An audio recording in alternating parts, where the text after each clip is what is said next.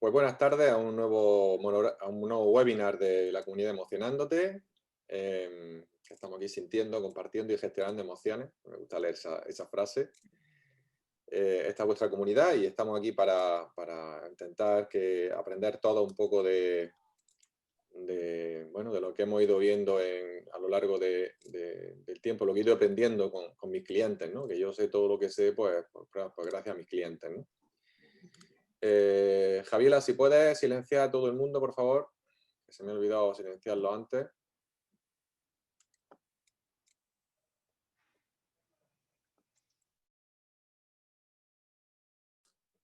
Perfecto.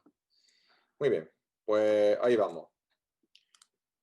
Hoy vamos a hablar, como estábamos comentando, de la soledad y más particularmente, vamos a hablar de todos los tipos de soledad, pero más particularmente de la soledad emocional, ¿vale?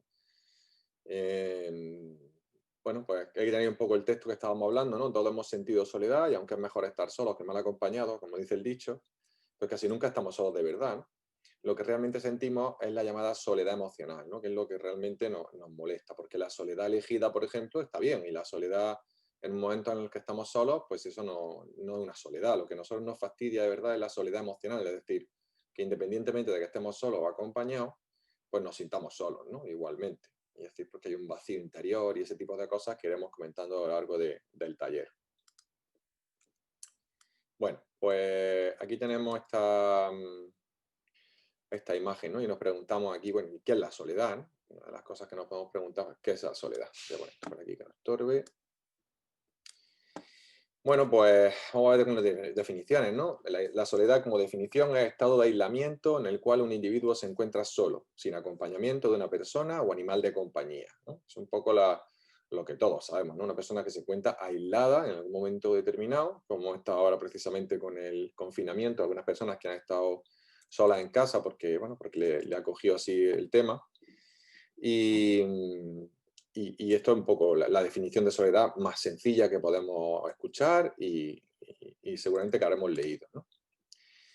Luego tenemos la soledad buscada, ¿no? Que es totalmente diferente, porque muchas personas que sabéis que buscamos estar solos a menudo como consecuencia de todo este barullo y esta vida que llevamos estresante y buscamos muchas veces irnos al campo, a los cortijos, a una casa rural, a lugares donde haya poca gente, ¿no? Y nos sintamos en cierta manera pues aislados, ¿no? Y buscamos ese aislamiento, por buscar nuestra paz interior, nuestro sentir más agradable, ¿no? Y bueno, es un poco lo que ponemos aquí. Sin embargo, y al contrario de lo que solemos creer, estar solo no implica malestar. De hecho, pues muchas personas buscan la soledad, ¿no?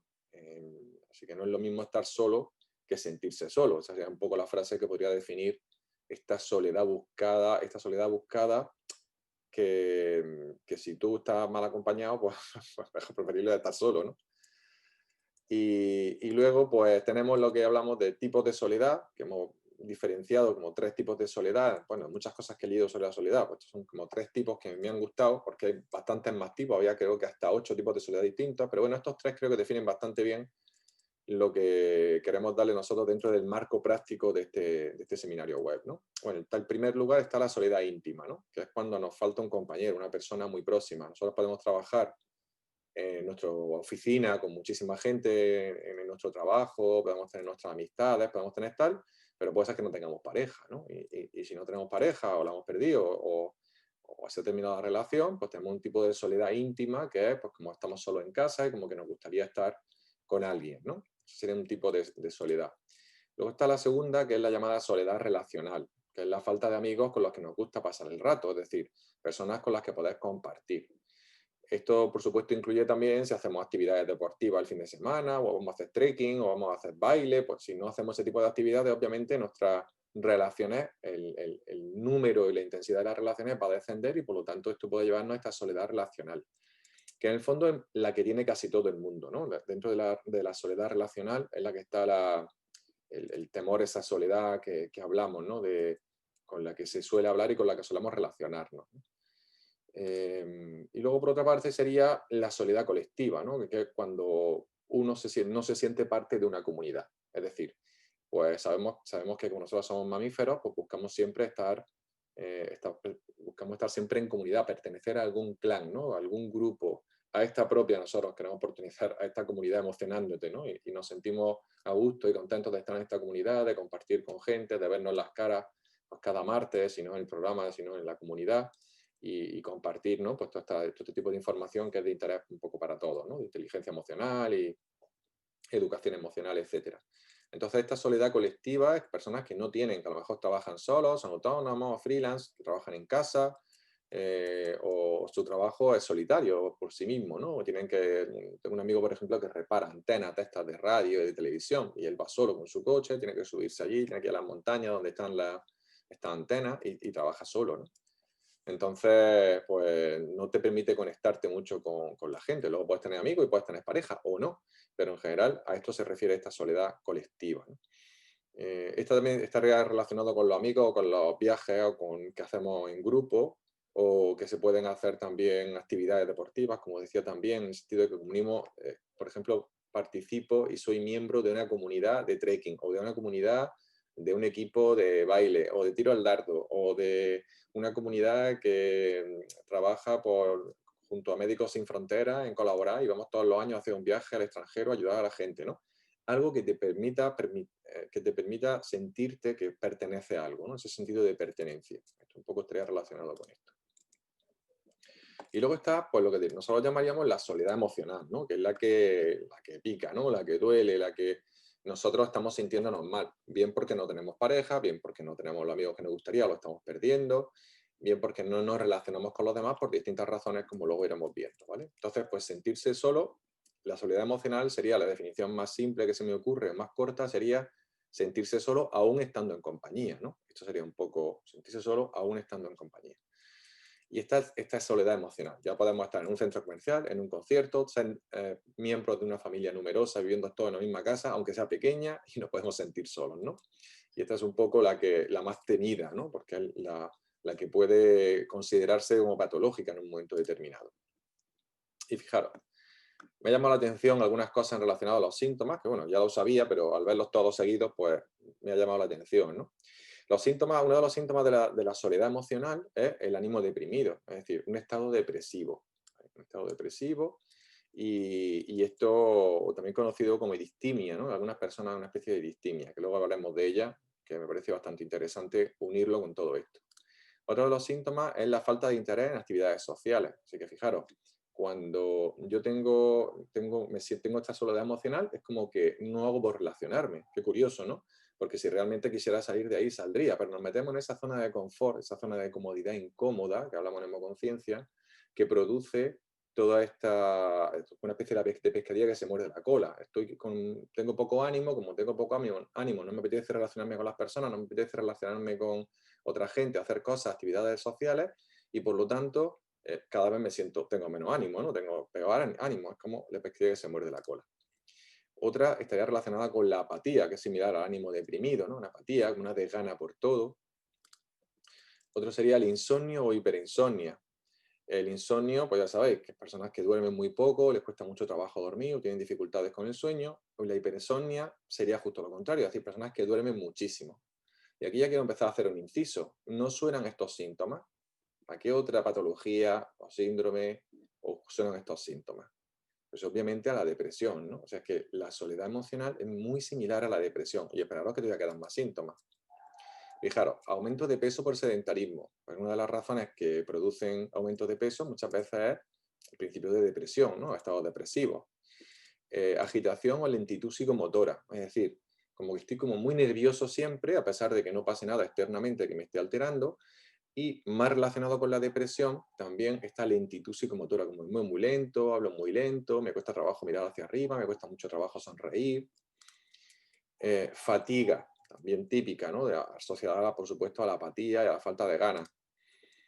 Sentimientos negativos constantes, pensamientos y sentimientos negativos prácticamente a nivel constante, de forma automática, es decir, que tengo que esforzarme para poder pensar algo de forma optimista o positiva.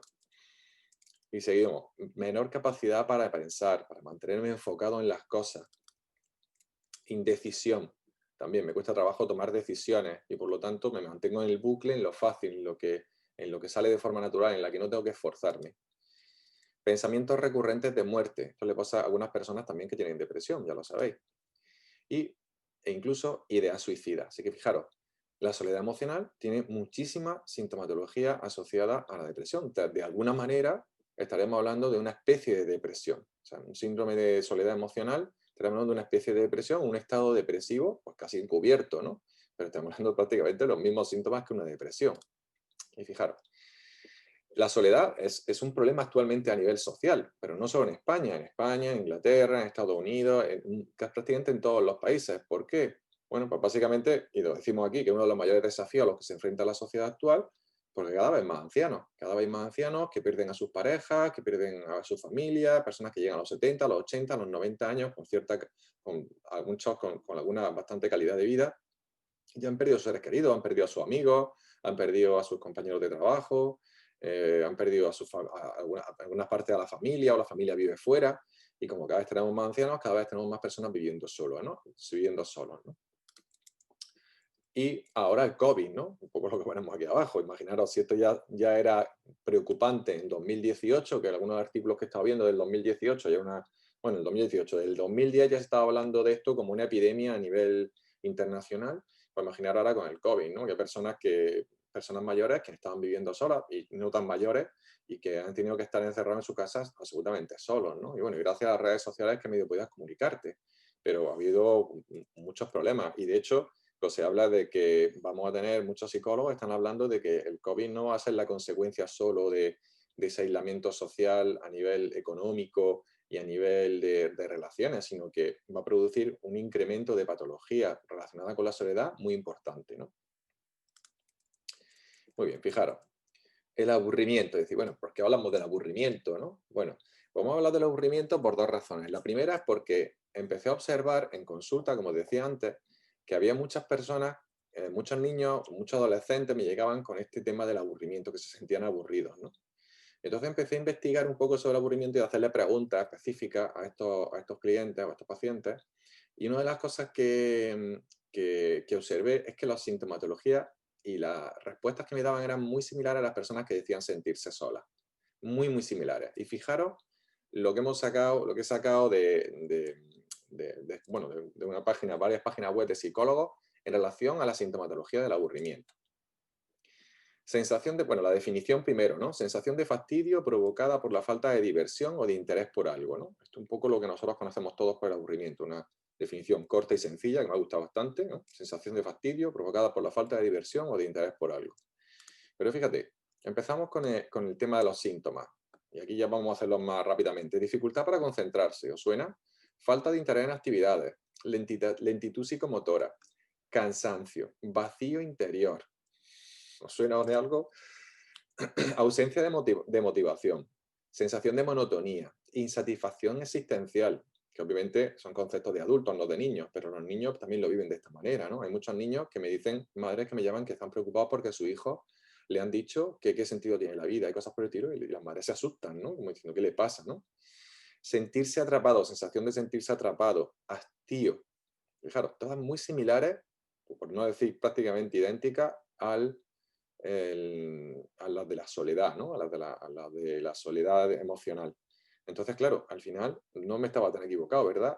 Yo tenía la sensación, y lo he comentado en muchos de mis cursos y talleres, que el aburrimiento y la soledad son muy similares. De hecho, el aburrimiento y la soledad son conflictos internos, que luego veremos más adelante. Entonces, fijaros, aquí tenemos por un lado, aburrimiento se da más en niños, aunque una cosa que decíamos, mamá, me aburro, esto me acuerdo de decirlo yo exageradamente cuando era pequeño, pero seguro que todos vosotros, todos lo hemos dicho alguna vez, incluso de adultos podemos decir, joder, qué aburrimiento, ¿no? Pero no es una cosa que utilicemos tanto de adultos, utilizamos más este sentimiento de soledad, esta sensación, hablamos de sensaciones de malestar. Entonces, cuando hablamos de aburrimiento versus sentirse solo, pues en realidad son muy similares. De hecho, yo creo, por mi experiencia en consulta y por lo que he trabajado en adultos y en niños, que el aburrimiento y sentirse solo son prácticamente iguales, nada más que nosotros de mayores decimos que nos sentimos solos, incluso estando acompañados, como decíamos antes, y de niños los niños hablan más de aburrimiento, ¿de acuerdo? Esa es un poco la diferencia, pero en principio las dos son, ambas, aquí lo tenéis, son distorsiones cognitivas. ¿Qué significa que son distorsiones cognitivas? Que son una forma distorsionada de interpretar la realidad. ¿Vale? Luego veremos por qué ocurre esto. Pero básicamente una distorsión cognitiva es filtrar la información del entorno, del ambiente, en función a cómo yo me siento. Entonces, digo que estoy aburrido, etiqueto el cómo me siento, que es malestar, digo que me siento solo, etiqueto cómo me siento, que es el malestar, ¿vale? Y los síntomas, si os dais cuenta, son muy similares.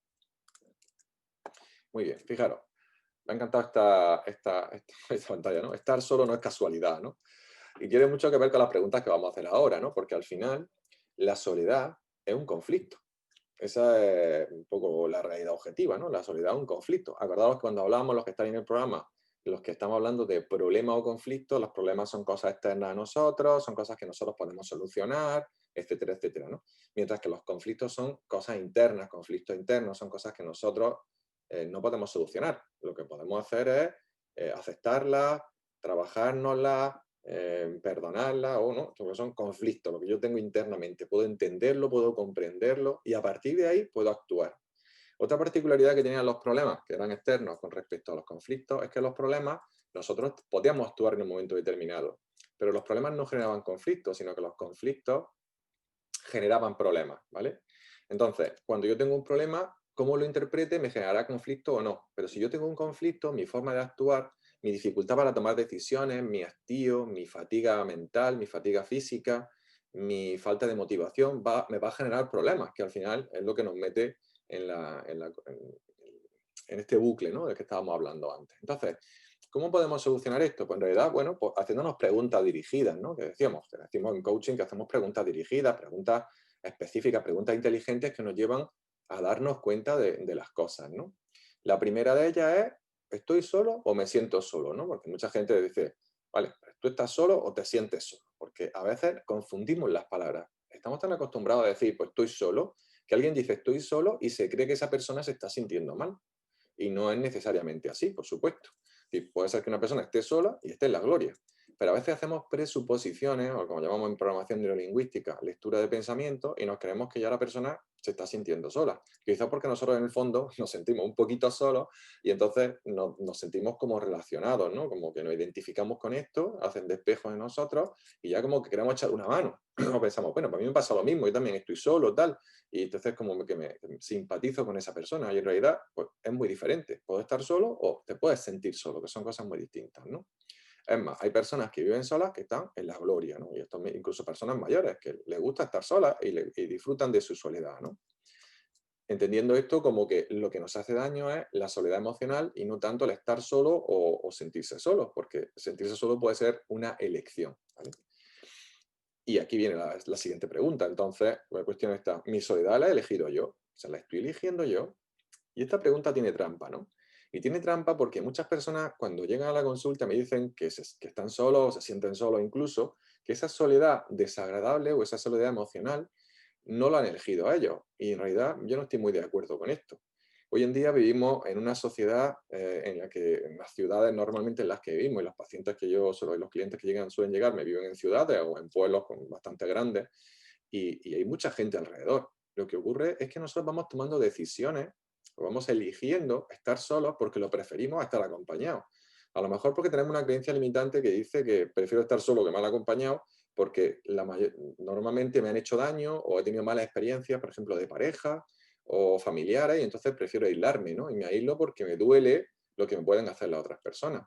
Pero eso no significa que todas las personas te vayan a hacer daño. Acordaros que cuando tenemos una creencia limitante, una de las características de las creencias limitantes es la generalización. Es decir, tendemos a generalizar y a pensar que todo el mundo, como ya me han hecho daño una vez, o dos veces, o tres veces, que todo el mundo me va a hacer daño. Y esto para nada es así, ¿no? Hay muchas personas en los países nórdicos, se están dando algunos movimientos sociales en los cuales se alquilan habitaciones de las casas, donde las personas tienen casas grandes a veces, y alquilan habitaciones a estudiantes o alquilan habitaciones a personas precisamente para eso, para no vivir solo, y comparten casa, comparten gastos de la casa y así ya no están solos, ¿no? Y si no te gusta, pues se puedes quitar a esa persona y poner a otra, ¿no? En un momento dado, al final, hay un montón de posibilidades y hay un montón de movimientos a nivel internacional que están haciendo que las personas puedan vivir en compañía. Lo que ocurre es que al final es como, bien por sabotaje, o bien por ese bucle, o bien por las decisiones que tomamos, que al fin y al cabo son elecciones, pues estamos viviendo solos. Pero hoy en día, con un montonazo de gente que hay, vivimos solos porque nos da la gana. Bueno, que podemos estar acompañados y podemos estar constantemente haciendo cosas.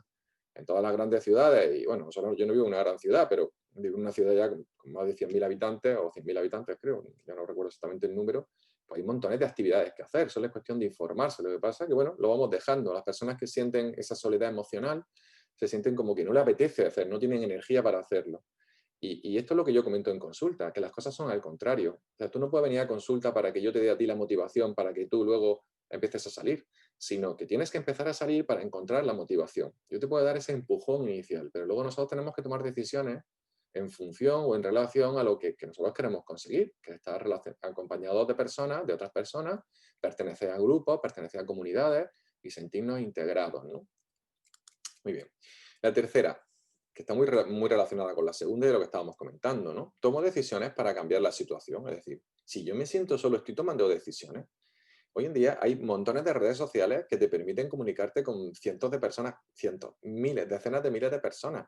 El que no tiene amistades online, pues no, es porque no quiere. En su misma ciudad hay un montón de aplicaciones para encontrar parejas de muchos tipos. Siempre se piensan en los mismos y piensan y se critican, pero hay muchas aplicaciones serias que es cierto que pueden ser que en principio sean de pago, pero no estamos hablando de ningún dineral, todo el mundo se puede permitir eso, todo el mundo que está aquí se puede permitir eso, para encontrar parejas, ¿vale? Y para encontrar incluso amistades o personas que tengan gustos similares, ¿no? Que les gusten ciertas cosas. Y se pueden hacer amistades online, se pueden hacer amistades físicas de la ciudad, buscar clubes de nuestros hobbies, de los deportes que nos gusten.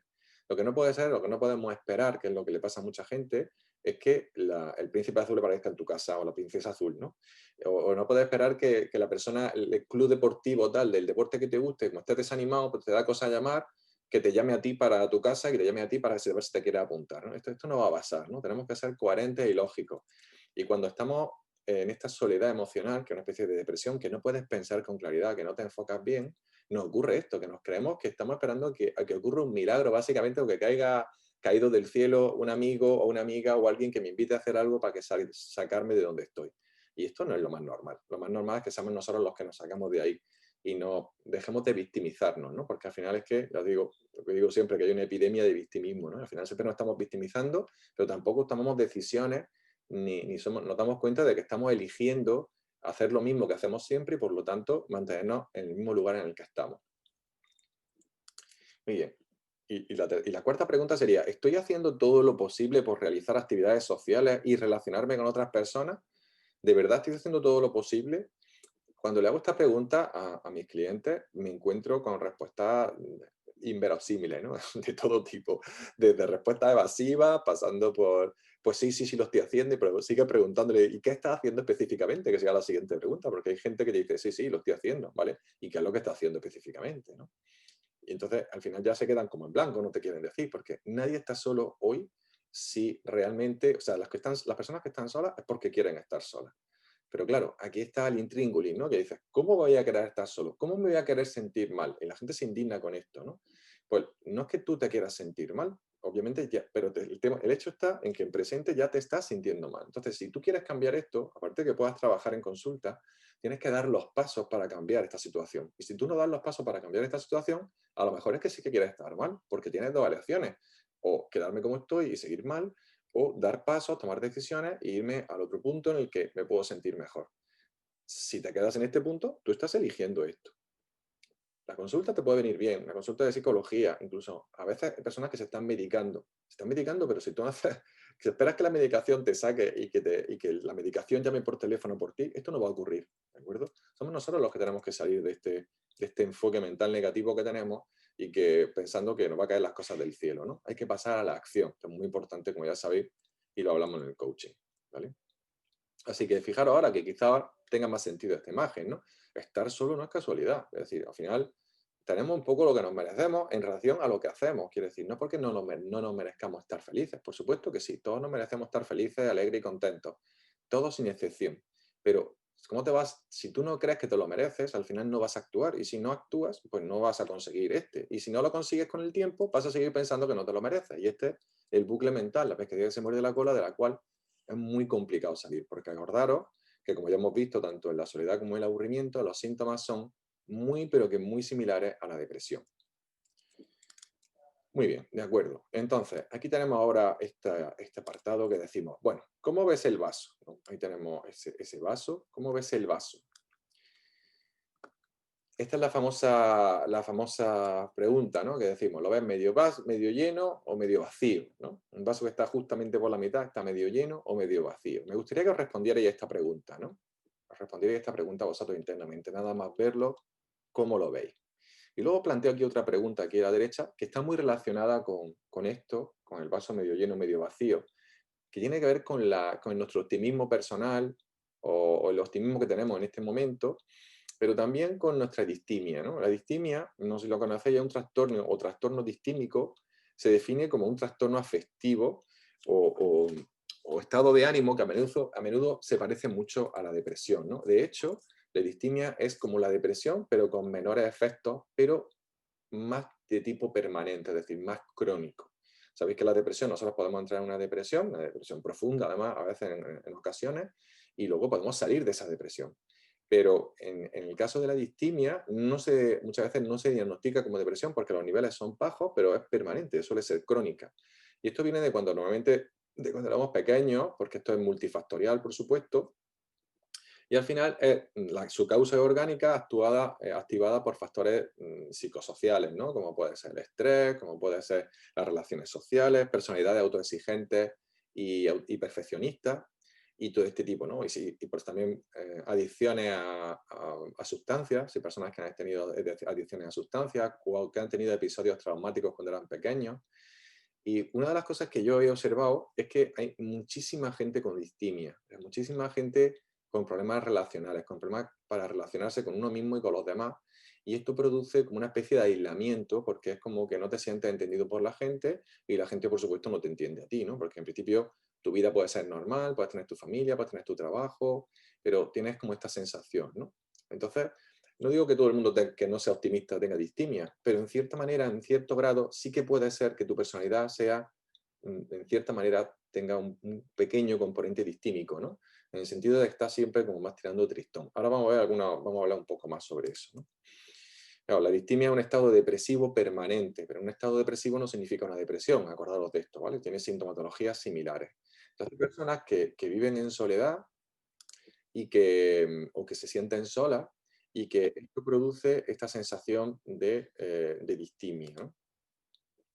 Y no es un detalle menor, ¿no? Pongo aquí que el hecho de que tú veas las cosas con optimismo, con distimia, o sea, veas las cosas, tú suelas ver con pesimismo esto, con el vaso medio vacío o el ver el vaso medio lleno, no es un detalle menor, porque ya sabéis la epidemia que está habiendo hoy cada vez más de enfermedades neurodegenerativas, ¿no? Como el Parkinson, el Alzheimer, la demencia, etcétera.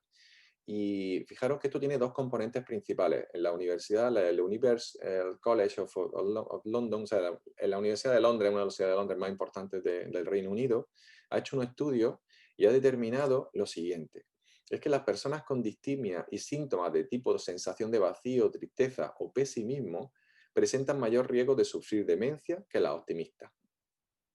Y a mí esto me cuadra totalmente, porque yo tengo dos padres ahora mismo diagnosticados, uno con Alzheimer y otro con principio de demencia, seguramente para Alzheimer. También mi tía tuvo Alzheimer y veo que sus personalidades tienen este punto de distimia, ¿no? Y fijaros qué curioso que el hermano de mi padre, que tiene 92 años, pero tiene un carácter totalmente distinto al de mi padre, es mayor que mi padre, 3 años mayor que 2 años mayor que mi padre, y, y tiene un carácter totalmente distinto, una persona más optimista, eh, más bromista, más que se toma las cosas de otra manera, no tiene la patología. Y luego tiene su patología de la edad típica y o sea, le han operado corazón abierto porque tenía mucho colesterol y muchas cosas, ¿no? Pero este no tiene ningún tipo de demencia, ni síntomas de demencia de ningún tipo, ¿no? Entonces esto es muy curioso porque en las personas que yo conozco que han tenido Alzheimer coincide este punto de distimia o pesimismo, ¿no? Así que me ha llamado mucho la atención esto y quería comentároslo porque está muy asociado con todo esto. Al final, el sentirme solo, las personas que se sienten solas, las personas que se dicen que se aburren mucho, etcétera, están muy relacionadas con estas sensaciones de distimia, pesimismo, tristeza o vacío interior, ¿no? Que decimos mucho a menudo. Así que no es ninguna cosa para tomarse la broma. Creo que deberíamos de prestar bastante atención, bastante más atención al hecho de ser más optimistas, ¿no? Y esto, como todo en la vida, aunque no sea nuestra personalidad de base, aunque nuestros padres no hayan sido así, ya sabéis que nosotros tenemos un 30% de posibilidad, o sea, un 30% de nuestra personalidad que es modificable a través de la práctica. Y aunque ese 30% parezca poco, porque el 50% le gana porque es genético, el 50% de nuestra personalidad es genética, hay que recordar que ese 50% genético solo se activa en caso de estrés.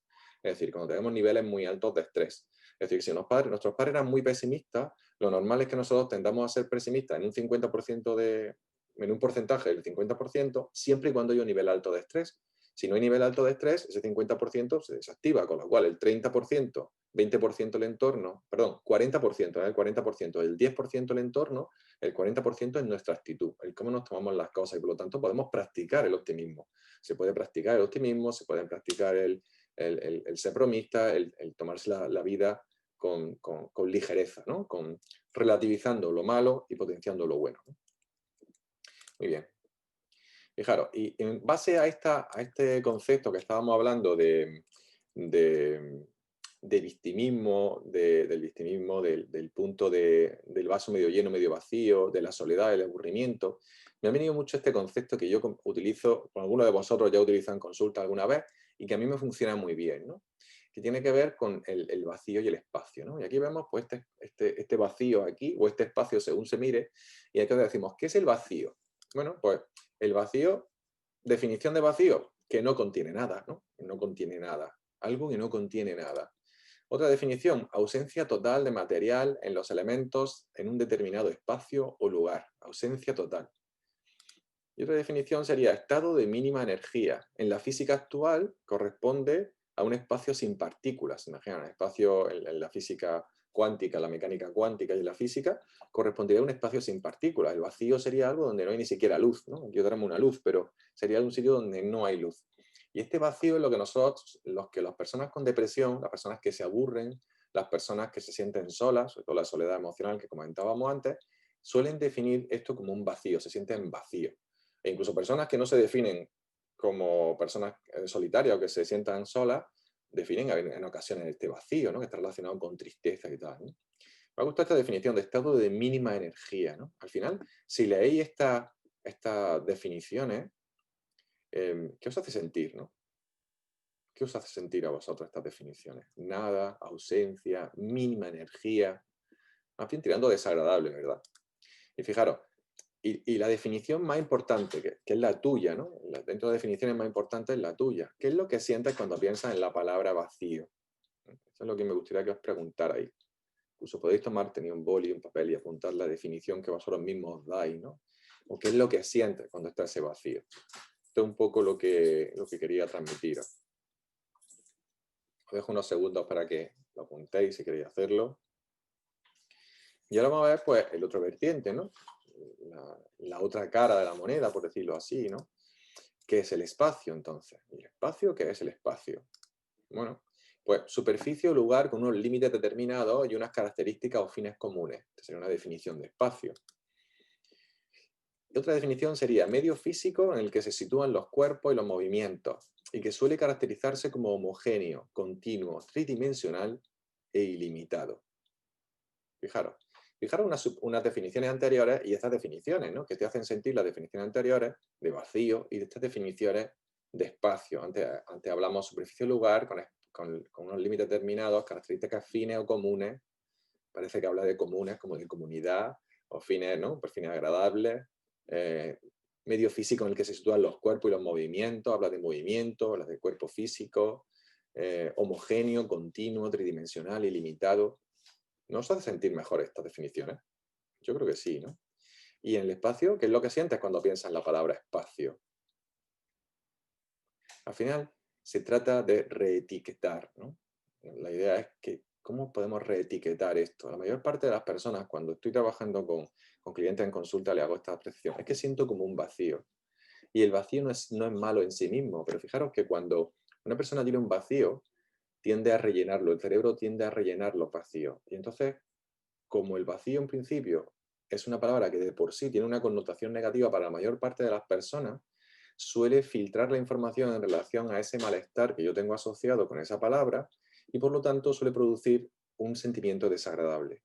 Entonces, los que trabajéis con hemoconciencia, y tanto los que sois facilitadores de la técnica como los que la habéis probado, ya sabéis que cuando eliminamos a veces una emoción, un bloqueo emocional, aparece ese vacío, ¿no? Dice, no, ahora se ha ido esa sensación, se ha ido ese malestar, pero aparece un vacío. Y en realidad el vacío es lo que había previo al malestar. O sea, el malestar se produjo después porque ya había un vacío ahí y había que rellenarlo, ¿no? Y entonces yo siempre lo digo lo mismo. Hay dos posibilidades.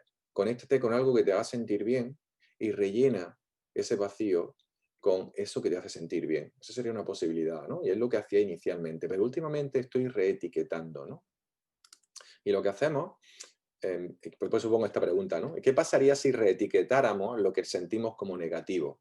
Pues yo le digo a la gente, conéctate con esa sensación de vacío, imagínate que hay un cartelito puesto allí, una etiqueta que dice vacío, ¿no? Y estoy en el vacío, en ese vacío.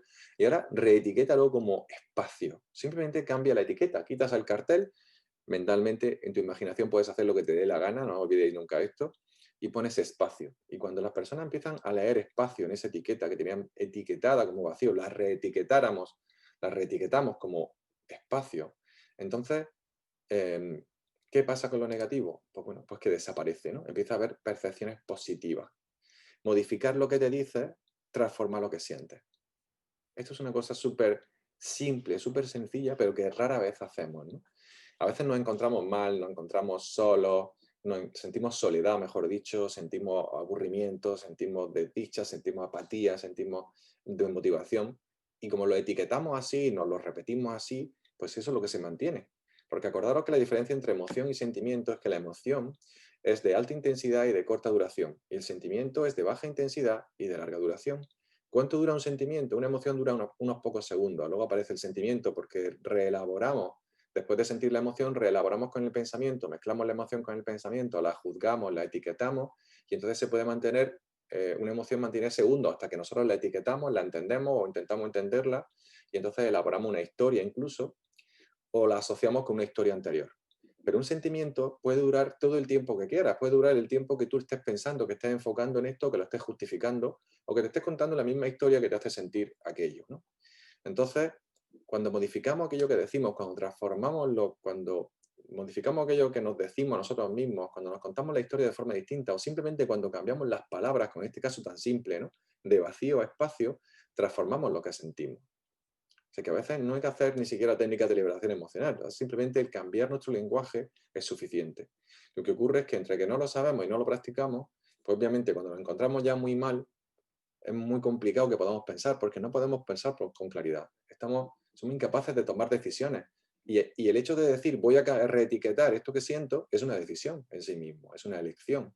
Y si estoy ofuscado, no lo siento, ¿no? Y este es un poco el problema o el concepto o el conflicto que nos encontramos aquí, ¿no? Que nos sentimos tan mal que ya no lo hacemos.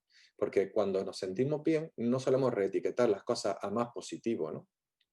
Hay un detalle interesante también, que es que la mente no consciente presta mucha atención a las palabras que tienen alta intensidad. Por ejemplo, la palabra catastrófico. Cuando tú piensas en algo catastrófico, es una forma de una hipérbole, es alguna forma de exagerar algo a lo que la mente consciente, la mente en este caso no consciente, perdón, le otorga mucha importancia. Pero si nosotros pensáramos en adjetivos como maravilloso, fantástico, estupendo, genial, cosas por el estilo, eh, nos sentíamos mucho mejor. Y es que simplemente reetiquetando la realidad, incluso la realidad positiva, por adjetivos más positivos, más exagerados, si queréis verlo así, hace que nos sintamos mejor y que nos sintamos más felices. Porque estamos hablándonos a nosotros mismos y a otras personas en unos términos en los que tenemos un sentimiento más potente de alegría, de satisfacción, de entusiasmo, etcétera, cuando utilizamos estos adjetivos con hipérbole, ¿no? En vez de catastrófico o desastroso o menudo desastre, ¿no? Cosas por el estilo. Imaginar a un niño que le estás diciendo que es un desastre, menudo desastre lo que has hecho aquí, ¿no? Has retirado algo, menudo desastre has hecho aquí, cuando en realidad me has dejado tirar el colacao o se le ha caído el vaso de leche, que es más que fregar y ya está, ¿no? Pues al niño le afecta mucho, ¿no? Porque luego cuando hace el niño algo bien, no le dices que es increíblemente, que es increíble o que es fantástico lo que ha hecho. No le hablamos de esta manera y sería interesante cambiar ese lenguaje. Y igual que lo hacemos con los niños, podemos hacerlo con nosotros mismos, pero claro, esto hay que practicarlo cuando nosotros estamos bien, no cuando estamos jodidos, ¿no? Cuando estamos jodidos es más complicado, ¿no? Así que bueno, esto es la otra visión que quería veros, ¿no? La mayor parte de las personas cuando se sienten solas, tienen soledad emocional, se sienten aburridas, están en esta pequeña distimia, o incluso personas que tienen síntomas depresivos, pues son personas pesimistas, que no miran hacia el optimismo, y además son personas que tienden a etiquetarlo todo de forma muy negativa, a utilizar hipérboles para lo negativo, pero no para lo positivo. ¿De acuerdo? Entonces son distintas formas. Y además, acordaros que casi todas las personas que tienen depresión, soledad, aburrimiento, sienten un vacío. Y si reetiquetamos ese vacío, solamente reetiquetándolo, cerrar los ojos, hacer unas respiraciones profundas, conectarnos con ese vacío interior y reetiquetarlo, ya cambia nuestro estado de ánimo. Es así de fácil, así de simple, ¿no? Y claro, cuando nosotros reetiquetamos, pues entonces pasan cosas, ¿no? Y una de las cosas que pasan, por ejemplo, son estas, ¿no? Fijaros que dice Regina Coggio, que dice, a más espacio, más posibilidades de elegir lo que te dé más paz. Y la verdad es que yo, cuando me dice la gente que en consulta últimamente me dice, siento como un vacío, lo veo como una oportunidad. Porque al final lo voy a reetiquetar como espacio y el espacio está lleno de posibilidades. Está lleno de elecciones que te pueden llevar a lo que tú quieres y no a lo que no quieres. Porque simplemente cambiando de vacío a espacio dejo de desenfocarme, dejo de estar ofuscado o estoy menos ofuscado y puedo pensar con más claridad y tomar decisiones más acertadas, ¿no? Muy bien. Pues ya hemos llegado a las ideas clave de esta webinar y dice, bueno, pues la primera es muy diferente estar solo que sentirse solo o sola. La soledad emocional es estar en compañía y aún así sentirse sola, ¿vale? La soledad emocional es estar en compañía y aún así sentirse solo o sola. Esta es la soledad emocional. Soledad y aburrimiento son similares y ambas son distorsiones cognitivas, es decir, que estamos distorsionando lo que está ocurriendo y estamos distorsionándolo porque en el fondo tanto el que está solo como el que está aburrido casi siempre, perdón, tanto el que siente soledad emocional como el que se aburre, está solo o suele estar solo, ¿no? Y claro, al final, si estás solo, ¿de quién estás acompañado? Pues de ti mismo, ¿no? De ti misma. Lo que quiere decir que el cómo te habla, el cómo te sientes, con lo que te estás conectando, no es agradable. Si tú mismo, aun estando solo, cambiaras la forma de hablarte o cambiaras lo que sientes, automáticamente ya no te sentirías ni aburrido ni solo, porque al final es una distorsión cognitiva, es como yo estoy interpretando lo que está ocurriendo, ¿vale? Dos personas en las mismas circunstancias, una puede sentirse aburrida y otra puede estar entusiasmada o puede estar súper contenta o disfrutando de un paisaje, y dos personas en la misma situación puede sentirse una sola, es decir, puede sentirse sola pero contenta porque es una soledad elegida, y otra puede sentir una soledad emocional que es devastadora, ¿no? Pues esto es lo que demuestra que son distorsiones cognitivas, porque son elementos subjetivos o ideas o etiquetas subjetivas a lo que está ocurriendo. Luego, tanto la soledad como el aburrimiento son conflictos internos, esto es importante saberlo, y son conflictos internos, podemos trabajar en ellos. Y el optimismo y la modificación del lenguaje nos ayuda con la soledad. Nos ayuda con la soledad, nos ayuda con el aburrimiento, nos ayuda con la distimia, nos ayuda con la ofuscación mental. Son formas de ayudarnos. Pero acordaros de practicar sobre todo cuando estamos bien. Tener esto muy presente. Acordaros que la inteligencia emocional, lo que digo siempre de la tarjetita, ¿verdad? Coger la tarjetita y apuntar. Pensar de forma optimista, ver el vaso siempre medio lleno. Este tipo de cosas, ideas que a mí me recuerden que tengo que plantearme esto, de usar hipérbole en el lenguaje, de reetiquetar aquellas cosas que a mí me hacen sentir mal por cosas positivas. Acordaros que las cosas siempre son neutras, las situaciones, las circunstancias, las personas son neutras. El cómo nosotros lo interpretamos es lo que le da un valor negativo o positivo, agradable o desagradable, luminoso o oscuro. Al final se trata de reetiquetar a la gente de forma positiva. Donde hay algo negativo, también alguien puede ver algo positivo. Vamos a esforzarnos por ver el lado positivo, el lado luminoso de la vida, como la canción de la canción ya no recuerdo de este grupo que hizo la película La vida de Brian, ¿no? La vida de Brian, ¿no? Vete al lado positivo de la vida, vete al lado luminoso de la vida, ¿no? También de la canción de Bob Dylan, ¿no? Bien, vamos a acabar con esta frase de Jean-Paul Sartre que tiene mucho que ver con esto último que estabas diciendo, que dice, si sientes soledad estando solo, estás en mala compañía, ¿no? Que me encanta porque viene a definir muy bien lo que yo ya no digo, ya que sé que es la soledad, lo que sé que es el aburrimiento, lo que sé que es la distimia, ¿no? Que es que estás en mala compañía, estás pensando algo negativo, estás enfocándote en lo negativo, estás siendo pesimista, estás viendo el vaso medio vacío, o ya lo has estado, si no has estado en ese momento, ya lo has estado y ya tienes un nivel de ofuscación mental de baja energía, de fatiga mental y física, que hace que te metas y que sigas estando en esa rueda de la que tanto nos quejamos, ¿no? Y al final parece como que somos adictos a esa queja, ¿no? Somos adictos a la queja y esto produce ese victimismo el que, tan exacerbado con el que estamos viendo, ¿no? Jean-Paul Sartre, supongo que lo conocéis, ¿no? El filósofo, escritor y activista político francés, que murió en los años 80. Y bueno, me encanta la frase, ¿no? Y un poco podría definir muy bien todo lo que hemos estado hablando durante todo el taller, ¿no? Si sientes soledad estando solo, es que estás en mala compañía, es que no te está acompañando de forma adecuada, ¿no? Y esto siempre lo podemos cambiar. Bueno, pues ya hemos terminado. Muchas gracias por vuestra atención. Vamos a vamos a dejar de compartir y a iniciar rueda de preguntas. Al final hemos terminado bastante bien de tiempo. Además, este tema creo que da bastante para preguntas y para dudas, porque hemos hablado de distintas cosas, de distintos conceptos. Y bueno, pues ya podía abrir micro. Se había apuntado muchas dudas, muchas cosas. Yo voy a comentar algo, por si me tengo que ir pronto y no puedo después decir nada. Para mí el descubrimiento que has hecho hoy, que ya lo hablamos una vez en sesión, acerca del aburrimiento y la soledad, eso fue ya un antes y un después en la forma de ver la soledad. Porque es verdad que cuando me aburro es cuando me siento sola. Porque cuando estoy con alguien, estoy entretenida o estoy haciendo algo que me apasiona, yo no siento la soledad. Sin embargo, también estoy sola haciéndolo. A lo mejor estoy leyendo un libro y estoy sola, pero me apasiona el libro y no me siento sola. Entonces, si me aburro, yo identificaba esa sensación.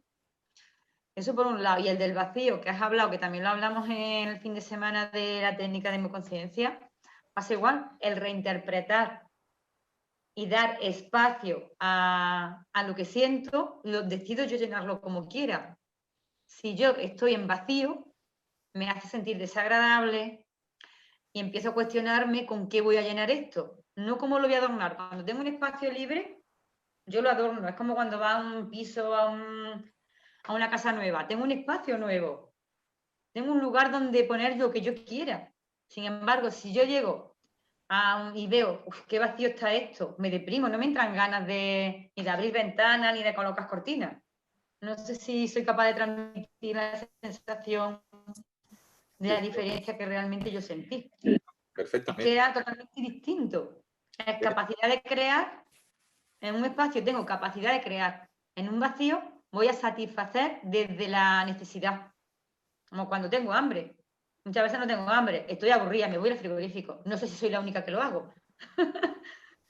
No sé. Alguno que otro lo hace, alguno que otro No mal. sé. Al A lo final, mejor esto no le pasa a nadie nada más que a mí.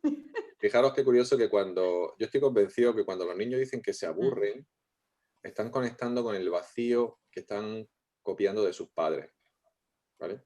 Entonces, cuando dicen que se aburren, como han copiado el vacío luego lo filtran y en función a lo que ven en la casa, en el entorno y con lo que están, si están entretenidos con sus amigos, obviamente no van a decir que están aburridos. Pero hay niños que se acostumbran a jugar solos y se divierten solos, no tienen ningún problema. Sin embargo, hay otros que copian muchos vacíos, que en este caso yo entiendo que no son de los niños, entiendo que son de los padres, y al final tienen que rellenarlo de alguna manera. Y una de las formas es, a veces, imitando a los padres, en el sentido del victimismo, ¿no? De quejarse, de sentirse mal, de quedarse en la parte pesimista de las cosas, y a veces las situaciones que viven desagradables acaban rellenando esos vacíos con esas situaciones desagradables, porque es mejor tener una situación desagradable que no tener No hacer nada, nada. ¿sabes? Entonces, esto es una visión súper curiosa, ¿no? Y de hecho, no solo pasa en los niños, es decir, las personas cuando las personas adultas, cuando se sienten vacías, tienden a buscar siempre algo que rellenar. De hecho, si tú tienes una habitación, ya se te ocurre llenarla. O vamos a poner un burro, aquí vamos a poner el cuarto de la plancha, aquí vamos a tener, ¿no? Siempre estoy como intentando en una casa intentar rellenarlo. Si hace un almacén, el almacén se te acaba llenando por todos lados, porque empiezas a llenarlo de cosas muchas veces inservibles o de almacenar cosas. Por eso recomendamos tanto el hecho de hacer limpieza en la casa, o en los cortijos, en los altillos, o en los trasteros, ¿no? Muy a menudo, porque esto te da la posibilidad de sentirte mejor, porque lo que ocurre fuera está ocurriendo dentro, acordaros siempre, ¿no? Que desde una perspectiva interna. Así que sí, el tema del vacío está muy relacionado con la soledad, está muy relacionado con el aburrimiento, Y bueno, y lo del medio vaso, el ver el vaso medio lleno, medio vacío, por supuesto también, porque al final estamos hablando de exactamente lo mismo, ¿no? De tener perspectiva Yo diferente. tengo una imagen, encontré por ahí por internet una imagen en la que se ven tres vasos, el vaso medio lleno, el vaso medio vacío y el que toma acción y dice, me da igual, yo voy a por agua. Que un poco refleja la actitud en la que va la línea, la dirección en la que nosotros estamos viendo, hacer, actuar. Porque ya el hecho de no actuar ya está haciendo algo, pero tomar acción es desde la elección, por lo tanto, te hace sentirte mejor contigo mismo. Exactamente. Me voy enterando de las cosas, ¿eh? Yo quería, entrando un poquito con lo que ha dicho Marejo, yo cuando has hecho las dos preguntas, la de vacío y la de espacio, ¿no? Y decías tú, bueno, ¿qué siento con la palabra vacío? Y viene a redundar sobre lo que tú has dicho, Marejo. Y es, para mí, soledad, ¿no? ¿Y qué siento cuando la palabra espacio? Para mí, libertad. Esas son las dos primeras palabras que me han venido, ¿no? Ahora la podemos desarrollar todo lo que queramos, pero la parte de soledad la habéis desarrollado vosotros perfectamente. Libertad, y lo mismo con la parte de espacio, es decir, que es algo... El espacio para mí es infinito, es algo que está por Universo, espacio, hacer, universo. por hacer, es decir, tú me decías antes que es bonito, ¿no? Cuando en la playa, el sonido del mar y tal. Para mí eso es espacio, ¿me entiendes? Para mí es inmensidad. ¿Y con qué lo llena? Yo no lo lleno con nada, por sí solo me dice todo lo que hay y yo interpreto y veo lo que es distinto, ¿no? En cambio, cuando es vacío es el pellizco ese en el estómago, esa sensación de ahogo, esa sensación fea, ¿no? Que al final te hace ver que un poco estás solo. Eso es para mí. Es las preguntas que había hecho te las quería responder. Me ha agradado mucho la distimia. Yo creo que yo soy distímico. Sí, por lo que has comentado y por lo que estoy leyendo por aquí también, aparte. Sí, yo creo que todos en parte somos un poco distintos, ¿no? Tenemos creo que va también un poco más allá de los síntomas claves. Creo que todos tenemos nuestro momento, ¿no? de distimia. Hay quien lo tiene más acentuado y quien menos, ¿no? Bueno, la verdad es que la distimia, a diferencia, tú te refieres a que todos somos ciclotímicos. Esto sí, es decir, todos tenemos Sí, ciclos de arriba y bueno, abajo. sí, vale. Las Sí, distímicas son personas que en general tienden a ver las cosas de forma pesimista, tienden a ver el vaso medio vacío, tienden a sí. etiquetar las cosas pues siempre como más tirando a negativo, ¿no? Y tienen que ver mucho con nuestra personalidad, con la tuya y con la mía, Enrique. Que personas perfeccionistas, Sí, ¿sabes? Con personas que tienen mucho estrés, porque nosotros mismos nos lo generamos, ¿sabes? sí. Autoexigentes. O sea, nuestro perfil es muy distímico. De hecho, yo estoy convencido de que era distímico y todavía lo sigo siendo, nada más que con el tiempo, claro, voy evolucionando, voy trabajándome, viviendo cosas y me encuentro mucho mejor. Pero el que me conoce hace 15, 20 años, o 30 años, o 40, pues lo sabe, ¿no? Es decir, que si yo tirando a cañar, ¿no? Yo te conozco desde hace 40. Pero yo te quiero lanzar aquí una pregunta y es sobre esto mismo, ¿no? El hecho de que se puede considerar distimia el hecho de ser de una idea redundante, cuando tú tienes una idea redundante que es negativa, es decir, el Bueno, mirar eso podría mucho ser una sintomatología, sí. es una sintomatología, ¿no? Podría ser una sintomatología de la Pero distimia. puede ser tanto de la soledad como del aburrimiento, ¿no? Correcto. Es decir, el que tú siempre estés mirando para atrás o pensando, oye, esto ha pasado, qué pena, que no sé qué, en vez de te estás perdiendo el presente porque estás muy centrado en el futuro, ¿no? Entonces, es un síntoma que también cabe aquí, ¿no? Sí, bueno, de hecho, los pensamientos recurrentes es una de lo que hemos dicho, de las características que hemos comentado, ¿no? Pero aparte de eso, hay que recordar que en Sí, tema aquí lo pone, ¿verdad? Pensamiento recurrente, ¿cierto? sí, No lo ves. recurrente era uno de ellos. Entonces, Sí, sí, al final acuérdate que saliéndonos un poco del objeto de este webinar, ¿vale? Y de lo que hablamos también en los talleres del programa, sí, cuando tú tienes pensamientos recurrentes, de cierta negativo que te van a pasado, perdón, que te hacen sentir negativo, siempre es por dos razones, ¿vale? Por simplificando mucho, ¿no? Pero siempre por sí, dos razones, por un conflicto abierto o por decisiones pendientes de tomar. Y fíjate qué curioso que tanto en el aburrimiento como en la soledad hablaba de indecisión. Efectivamente.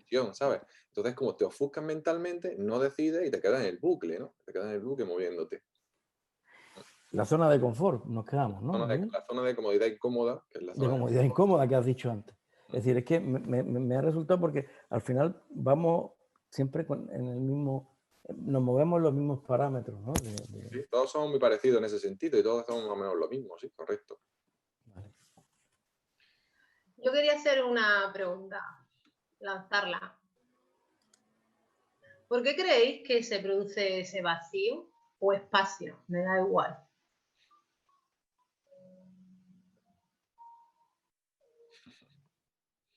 No te voy a responder yo porque en mi caso, cuando toma, todo a la vez. En mi caso, cuando toma, en mi caso, cuando tomas conciencia. ¿Cuántos de los de aquí viven solos? Una. Yo también. ¿Tú también? Dos. Yo creo que cuando tomas conciencia de algo. ¿Por qué? Pero cuando tomas conciencia de qué? De algo. De algo que a ti te resulta negativo, tomas conciencia de eso y te produce ese vacío. Una pérdida. Eres consciente de ese, en ese momento. Vamos, voy a ser un poco bruto, ¿vale? Es decir, es como cuando tienes un duelo. Fallece alguien que quieres mucho, quien sea. En ese momento es como un shock, ¿no? Entonces resulta que tú no eres consciente.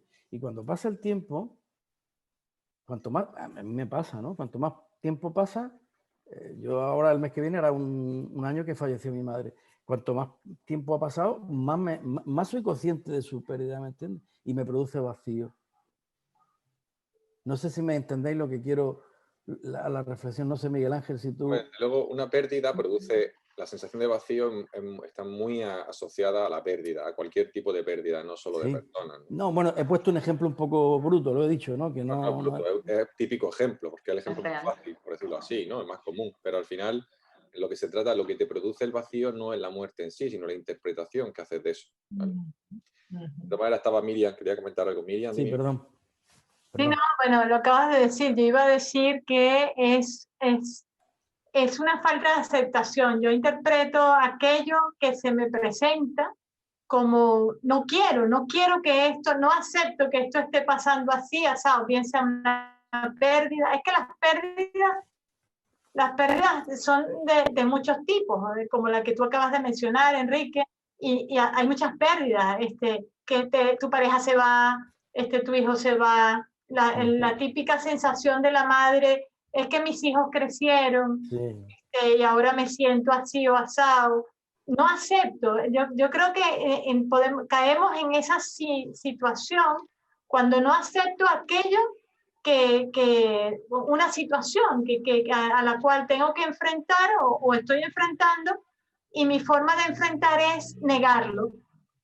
No lo acepto. Es que esto no tenía que haber pasado así, es que no tenía que haberse muerto, por ejemplo, es que no me avisaste que te iba, este tipo de cosas. Es que los niños crecen muy rápido, es que, yo qué sé, todo siempre hay como que muchas frases típicas para distintas eventos o situaciones, pero finalmente es no acepto aquello que está pasando. Así lo veo yo, así lo siento. Lo que acabas de decir me acaba de recordar el es que ese, qué bueno, ¿no? Porque me ha recordado a Lisi, ¿no? A Lisi, ¿sabes lo que quiero decir? ¿No? Aquello famoso de easy, que siempre estamos, y si pasa esto, el es que es lo es otras palabras igual, ¿no? Es decir, una estás pensando en el futuro y otra en el pasado, es que no sé por qué no me merezco esto. Y el easy es que vas por delante, ¿no? Y si pasa esto, y si pasa lo otro. Bueno, me ha encantado, Miriam, me ha encantado. Creo. Perdón. Corto. Sí, bueno, yo en realidad, yo creo que al final puede ser también esa pérdida de la actitud, o sea, esa pérdida de decir, oye, yo tengo que estar planificando, priorizando, pendiente de mí, de mi expectativa, de cumplir con lo que me gusta. Y ese vacío se provoca cuando, por el motivo que sea, mi motivación o la situación que me encuentro hace que yo me bloquee, me frene, y claro, entonces pierdo la inercia y caigo en esa rutina totalmente negativa. ¿Qué pasa? Que también lo notas cuando realmente estás en ese vacío y sales de él, ¿no? ¿Y cómo consigues salir de él? Pues cogiendo una serie de nuevas rutinas. Pues no sé, yo por ejemplo lo hago mucho con el deporte, actitud, tal, planificándome cosas, y cuando te has querido dar cuenta, pues estás fuera de ese vacío. Entonces yo creo que al final es un poco dejarte llevar y no utilizar esa planificación que sobre todo pensando en tus expectativas. Y ojo, y sabiendo que, pues, que siempre tienes situaciones y momentos en que la motivación pues va a tener su crisis. En base a esto que estaba diciendo Ricardo, hay una pregunta que os lanzo, ¿no? Javier lanzaba uno y os lanza otra. ¿Sabéis cuál es el significado, o mejor dicho, para qué sirve el vacío? ¿Cuál es lo adaptativo? Todo lo tiene algo positivo y algo negativo, ¿no? Estamos hablando siempre de cosas negativas, pero ¿cuál es el proceso que hace útil, desde la inteligencia emocional, que hace útil al vacío? ¿Qué es lo adaptativo del vacío? A ver, Miriam. Matemática era punto de inflexión. Correcto. Dime, Miriam, pregunta de examen. Sí, de examen. Es que cuando nos enfrentamos al vacío,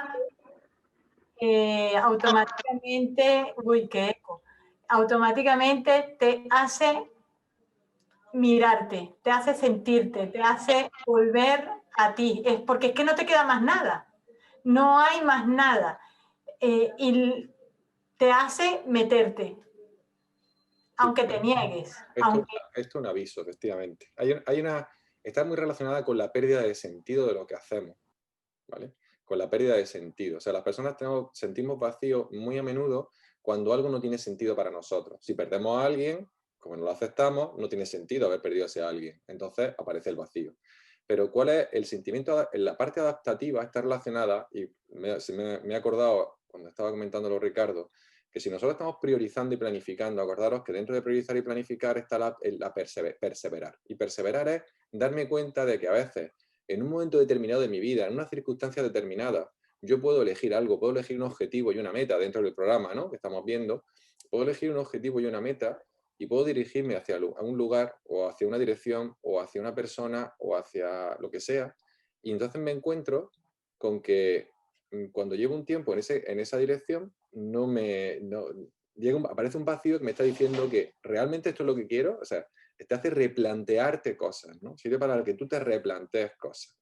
Pero claro, si no echas a caminar, por eso decimos, la proyección y la planificación es tan buena que te pone en acción. Esto es lo fundamental, ¿no? Y una vez que te has puesto en acción, ahora es cuando puedes darte cuenta que te has equivocado. Pero es que si no tomas decisiones y empiezas la acción, no se va a saber si te has equivocado, ¿no? Es decir, ¿qué hago? ¿Me voy a trabajar? ¿Me voy a este puesto de trabajo o no me voy al puesto? ¿Sabes? ¿Me quedo donde estoy o qué hago? Hasta que no tomo una decisión no sabes si te has equivocado, ¿no? Así de claro, ¿no?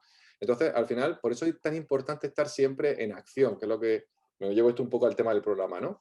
Lo importante es que estar siempre tomando decisiones y pasando a la acción. Cuando pasas a la acción, te das cuenta que aparecen esos vacíos y tú crees que ha ido en la dirección correcta, correctísima, que es lo mejor para mí económicamente, socialmente, a muchos niveles, familiarmente, parece la mejor decisión, pero al final eso no te llena, ¿no?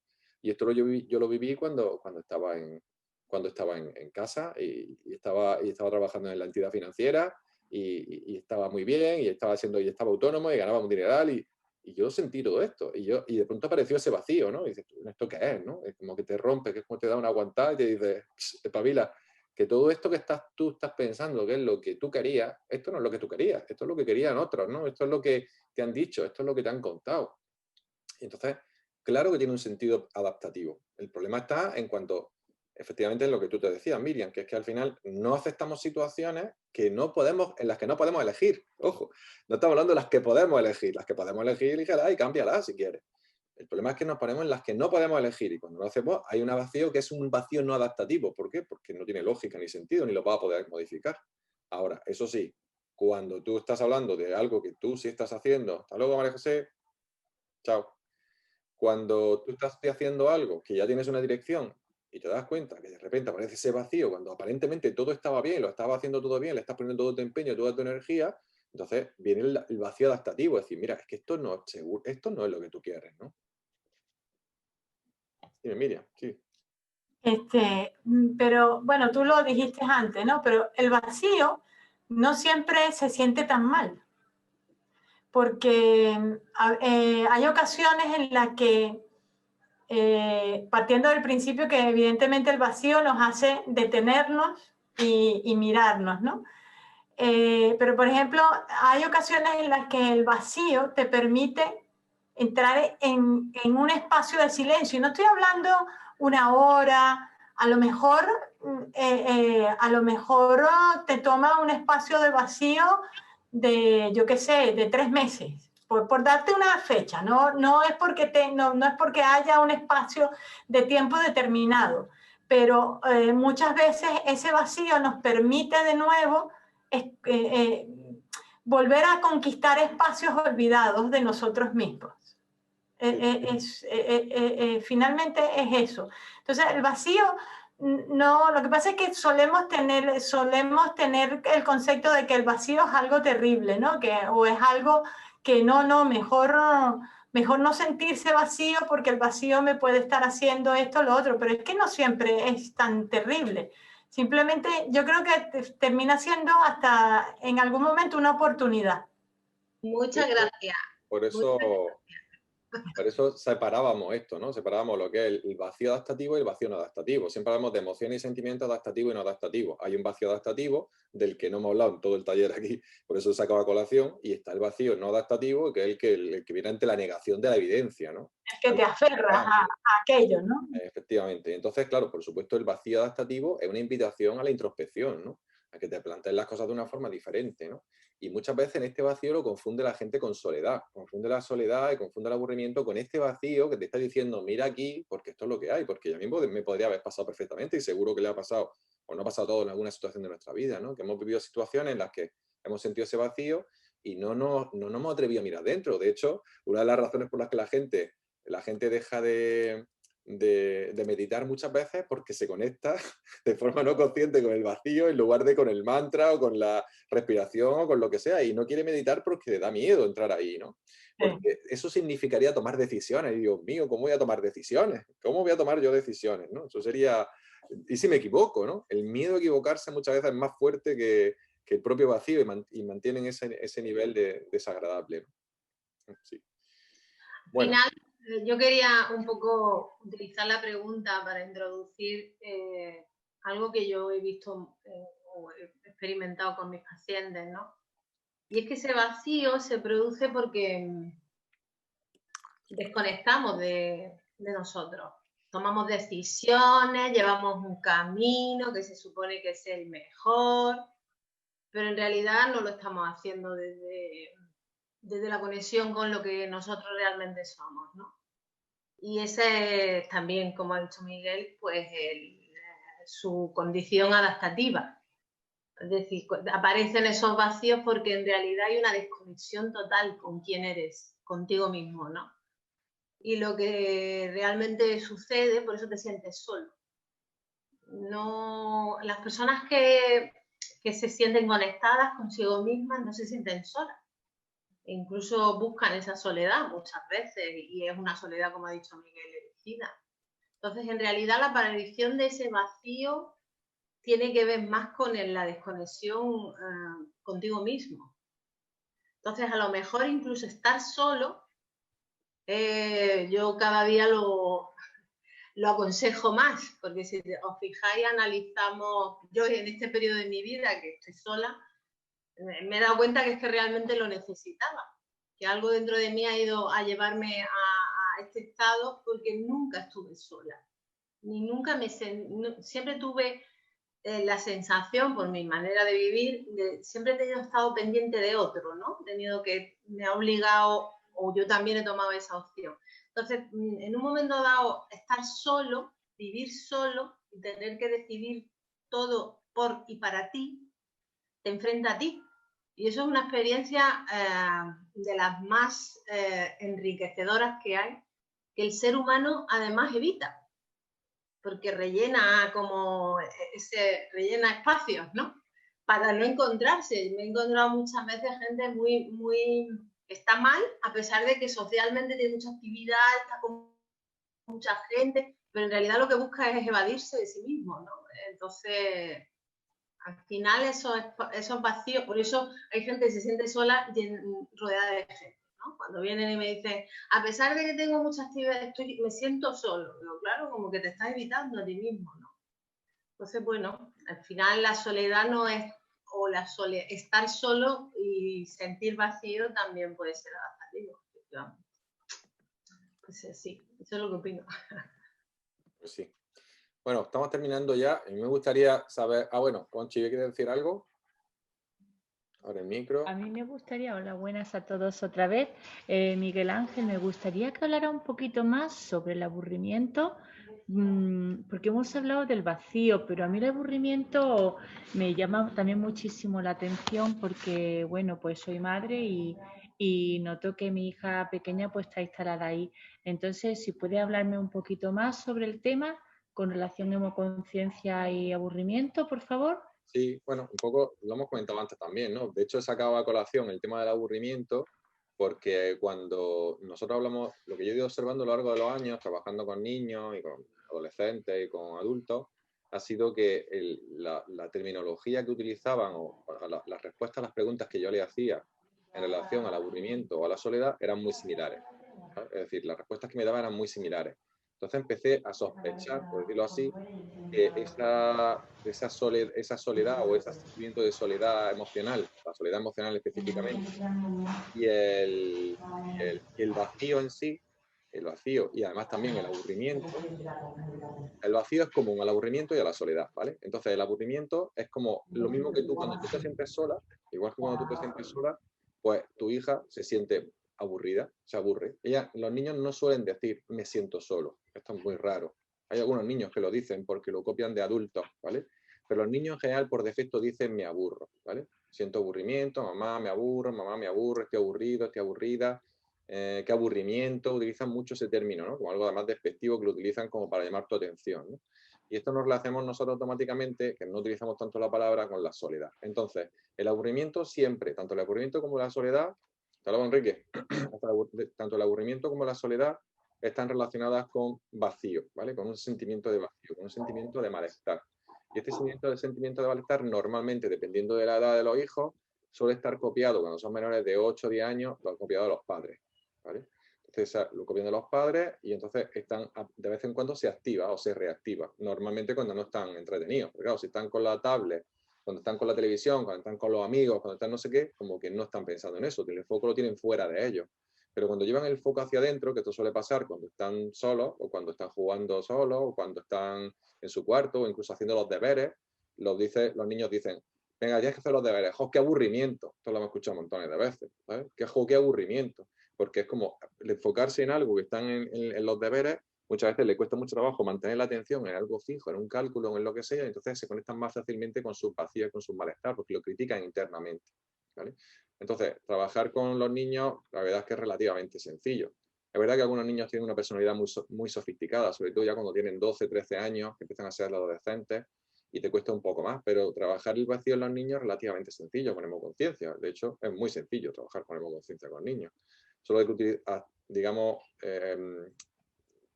adaptar el lenguaje que utilizamos con los adultos, adaptarlo al lenguaje que el niño entiende, ¿no? Al vocabulario que el niño entiende. Pero yo siempre lo hago como un juego cuando está en consulta o incluso fuera de consulta, lo he hecho muchas veces. Lo hacemos como un pequeño juego, como si fuera magia, como si ellos pudieran dar órdenes a su cuerpo y a sus emociones y funciona de maravilla, ¿no? Okay.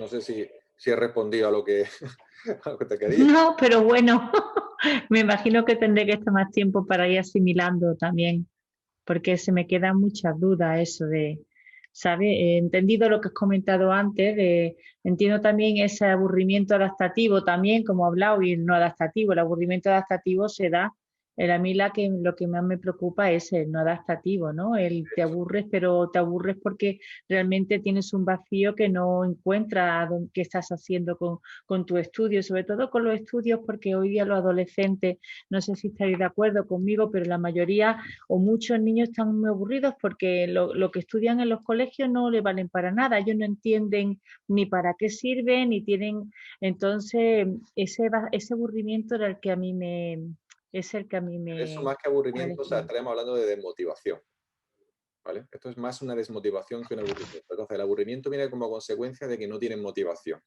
Como no tienen motivación, no le encuentran sentido. Yo te he dicho antes, hemos dicho antes, cuando hablamos de vacío, hablamos de algo que no tiene sentido para mí. Cuando hay algo que no tiene sentido para mí, que yo no puedo entender y nosotros no podemos explicar, cuando yo era pequeño, yo no le preguntaba a mi madre por qué tenía que ir al colegio. Sin embargo, esto que tú has dicho ahora, y es verdad, me lo he encontrado mucho últimamente. Muchos niños dicen, es que yo no entiendo por qué tengo que ir al colegio. El otro día vino un chaval que tiene 13 años y que es youtuber y que gana más que los padres ya. O sea, gana más que los padres. Dice, es que yo no sé para qué tengo que estudiar lengua o para qué tengo que estudiar matemáticas si esto no sirve para nada. Y claro, el niño es súper inteligente y empieza a darte una serie de contestaciones a lo que los padres le van dando, a la argumentación que le van dando a los padres, que lo echa para atrás. Sabéis que la educación en España es obligatoria hasta los 16 años. Y entonces él dice que tiene 13 y que tiene que estar aguantando hasta los 16 porque no te queda más remedio, pero porque que cuando termine los 16 que se va a salir de los estudios. Y es que ya está ganando más que los padres, y es youtuber, y estuvo el otro día en la consulta, ¿no? Entonces, te quiero decir con esto que al final, este niño está medicado con déficit de atención, diagnosticado con déficit de atención, etcétera, etcétera, ¿no? Entonces, al final, ¿qué pasa? Que tiene otro tipo de habilidad, ya sabéis lo de las 8 inteligencias, ¿no? Inteligencia múltiple y tal, y hablamos de esta teoría de inteligencia múltiple, y es verdad que el sistema educativo actual, pues yo probablemente, cuando yo era pequeño, era súper nervioso en el colegio, y era un desastre estudiando, y cuando ya volví a empezar el instituto, ya empecé a espabilar un poco, pero vamos, hasta que yo no me fui a la mili, como yo digo, no espabilé del todo, ¿verdad? Que me fui con 18 años. Con esto te quiero decir que hay muchos niños, yo seguro que era un niño no entendido y que era puro nervio y que los profesores me regañaban y que no me enteraba de nada y que salí de EGB con suficiente, ¿sabes? Porque tenía dificultades con las matemáticas, tenía dificultades con el idioma, que son las dos profesoras precisamente con las que tenía conflicto, ¿no? Entonces, que al final todo, yo soy he sido una persona muy emocional y a los niños de ahora les pasa exactamente lo mismo, no ha cambiado nada. No tenemos déficit de atención, lo que tenemos es que estamos de los nervios porque no entendemos por qué tenemos que estar allí, no entendemos por qué nos tratan así los profesores, no entendemos muchos conceptos, ¿vale? Y este es un poco el tema. Cada vez se habla más de educación y de inteligencia emocional y los profesores cada vez lo aplican menos, ¿sabes? Lo tienen Pero menos. esto puede llegar también al aburrimiento, entonces, entiendo, El Miguel aburrimiento Ángel. aparece como consecuencia del vacío y el vacío viene como consecuencia de que no entiendo para qué hago las cosas, es decir, falta Por de... eso te estoy diciendo, entonces un niño que tiene 12 años, que no entiende para qué están ahí ni para qué estudia eso, tiene que obligarlo hasta los 16 años ahí, llega un momento en que el niño lo que está tremendamente aburrido, es que no encuentra, no tiene nada que le pueda motivar, no es la motivación. Está agobiado, no solo aburrido, está agobiado. Entonces, claro, yo cuando me llegan los chicos, los muchachos con eso, lo que hacemos es empezar a eliminar capas con hemoconciencia, empezar a eliminar asociaciones negativas, porque tienen asociaciones negativas. Entonces empezamos a trabajar con situaciones de los 8 años, de los 5, incluso de parvulitos, ahora se llama jardín de infancia, ¿no? O algo así, o infantil, pero antes se llamaba parvulitos, yo me acuerdo de era pequeño, y entonces empezamos a trabajar montones de opciones. Es que la profesora me encierra en el jardín de infancia y me encierra. Este niño de 13 años me estaba diciendo esto, ¿no? Me encierra o me regaña o me ridiculiza delante de los alumnos. En muchas situaciones del colegio o del instituto o de infantil que le hacían sentir mal, lo tuvimos que estar trabajando. Hasta que quitamos la asociación negativa a la palabra escuela, que tenía una asociación totalmente negativa a la palabra escuela, hasta el punto de llorar, ¿no? Cada vez que le decían, tienes que ir a la escuela, le decías escuela y se ponía a llorar. O sea, que le estaba afectando realmente ya de forma intensa, ¿no? Entonces, todo esto viene un poco de colación de eso. Hay que hacer un esfuerzo muy importante por darle a los niños una explicación de por qué tienen que hacer las cosas, ¿vale? Entonces, una de las cosas que yo les suelo recomendar a los padres es que le expliquen a los niños, le digan las cosas sobre lo que van a lograr y no sobre lo que quieren evitar. Es decir, en lugar de decirle al niño, tienes que estudiar porque si no vas a ser un desgraciado. Esto no te motiva, ¿vale? Ahora, si le dices, tienes que estudiar porque si tú quieres ganar mucho dinero, tener muchas consolas, tener una casa bonita, tener el trabajo que tú quieras y poder estudiar la carrera que tú quieras, tienes que estudiar porque vas a conseguir todo lo que tú quieras. Si le dices esto, es mucho más motivante que si le dices que vas a estudiar porque si no eres tonto, o si no vas a suspender, o si no, no vas... ¿Me explico? Y los padres, por desgracia, pierden la paciencia, y cuando pierden la paciencia tienden a hablarle de forma no adaptativa, ¿vale? Y esto es un poco la diferencia que tenemos que marcar los padres, ¿no? Pero claro, el problema está en que los padres muchas veces explicamos las cosas con poca paciencia, y segundo, y más importante, es que nosotros tenemos nuestros propios vacíos, que nuestros hijos muchas veces han copiado previamente. Y esta es la dificultad, ¿no? La dificultad de salir de, haz lo que yo diga, pero no lo que yo haga. Esto con los niños no funciona, sobre todo porque aprenden por imitación, ¿sabes? ¿Vale? Pero se puede trabajar perfectamente. Yo le quería comentar a Conchi. Yo llevo años trabajando con talleres con los adolescentes, desde que entran en el instituto hasta que salen. Y al final siempre es igual, porque todos somos iguales. Y ellos copian, evidentemente, a sus padres. Entonces, volvemos a lo de antes. El niño se aburre, que es igual que estar solo, pues porque realmente no está conectado con quién es y qué quiere ser. No gastamos tiempo los padres en que los niños averigüen quiénes son, qué traen, qué les gusta hacer. Y luego le tenemos que enlazar que eso que quieren ser o que son, lo pueden conseguir yendo al colegio, porque mi hija, por ejemplo, que ha querido ser siempre educadora, si no vas al colegio, tú no vas a poder ser educadora. Si te gusta la música, si no vas al colegio o al conservatorio, tú no vas a poder llegar a... ¿Entiendes? Entonces los niños como que están desconectados de sí mismos, que es lo mismo que le pasa a los mayores, claro. Entonces, al final, ahí aparece el aburrimiento. Cuando tú hablas con los chavales, yo lo hago mucho, sobre todo cuando entro y le digo, y averiguando qué os mola, quiénes sois, todos no tenéis que ser matemáticos ni científicos, cada uno puede ser lo que más le guste ser, ¿no? El concepto de Ikigai que decíamos en uno de los talleres. Entonces eso, trabajar ahí, quita el aburrimiento que viene de ese vacío. Entonces trabajar ahí con los chavales da muy buenos resultados, ¿eh? Y cada uno puede ser lo que quiera, ¿eh? No hay mejores. Aquí tenemos una educación que estandariza. No. Cada uno puede ser lo que quiera, que eso es lo que realmente ellos buscan. Encontrarse a sí mismos. Que están más perdidos que el barco del arroz. Como todos nosotros. Padres. Claro. Igual que nosotros. Igual que los padres. Bueno, vamos a ir terminando ya. No quiero despedirme sin... Primero voy a leer una frase aquí de María José Perabat que se ha despedido diciendo, no, me voy, muchas gracias. Antes quiero hacer referencia a la frase de Jean-Paul Sartre que dice, el tomar conciencia de que quiero ser buena compañía para mí y así dejaré de sentirme sola, ¿no? Bueno, muchas gracias, María José. Y luego, pues quiero preguntar a Victoria. Muy gracioso. Déjame que cuente una cosa de Jean-Paul Sartre, que fue pareja de Simone de Beauvoir toda la vida, pero nunca vivieron juntos. Es decir, ellos vivían enfrente, ¿no? Porque entendían que no se podía tener una relación realmente honesta si realmente no tenías una relación contigo mismo honesta. Entonces ellos eran pareja, pero su pareja venía de la individualidad, ¿no? De ser buenos acompañantes de sí mismos, ¿no? Así que, pues sí, yo comparto con María José esa frase. Gracias. Victoria, Miguel Ángel, preguntarte, sí. ¿qué te ha parecido el taller? ¿Que esto era para ti? Aquí estoy. Pues mira, te doy las gracias con mayúsculas, muy agradecida, porque además ha superado mi expectativa y me ha ayudado a entender y a conocer mucho más lo que es la soledad y a entenderla. Y además, pues creo que queda claro que con el programa y con las herramientas, la importancia de cómo hablarnos a nosotros mismos, otra vez vuelve a aparecer, ¿no? El tema que usamos y el lenguaje que utilizamos con nosotros mismos, el planificar y priorizar.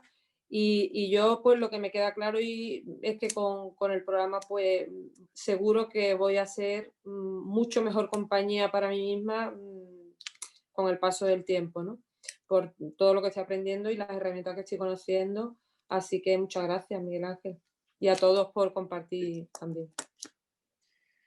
Muy bien, perfecto. Pues, ¿iba a decir algo, Miriam? Ah, vale, vale.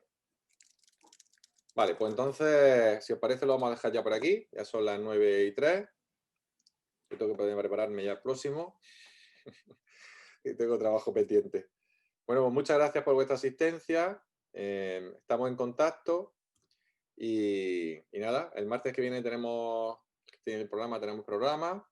Y en 2 semanas pues volvemos con un nuevo webinar. ¿De acuerdo? Me está poniendo aquí Ricardo que hay que hacer un taller sobre Dios. Vale. Te recojo el guante. No sé cómo lo voy a hacer, ahora mismo no se me ocurre, me queda así como cao, pero te recojo el guante, porque además creo, el otro día me dijiste que estaba hablando más sobre Dios y creo que hablo poco, de hecho, sobre Dios. Sí, Y muy bueno, poco. yo voy a dar mi propia visión, la visión que tengo de Dios, no solo mía, sino de lo que yo he aprendido a través de mi conciencia, ¿no? Porque al final pues, todo lo que he aprendido lo aprendes con los clientes, ¿no? Y con los pacientes que te llegan a consulta, ¿no? Así que sí, te recojo el guante. Ese será el siguiente. Vamos a ver qué sale. Bueno, pues nada, lo dejamos aquí. Buenas noches, estamos en contacto. Besos, abrazos. Hasta la siguiente. Chao, chao.